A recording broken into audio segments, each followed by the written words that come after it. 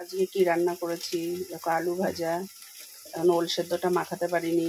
ওখানে মাছ চচ্চড়ি আছে, আর এখানে চিকেন, আর এইখানে দেখো কি হচ্ছে, ডাল চচ্চড়ি। ডাল চচ্চড়ি হচ্ছে, ডাল চচ্চড়ি। আর এদিকে দেখো বাচ্চাদের দুধ জাল দেওয়া হয়ে গেছে। দেখো রুম হিটার চলছে। আর এইখানে দেখো আমার সোনা, আর সোনার আবার সোনা হয়েছে। এই দেখো সোনা হয়েছে, দেখছো?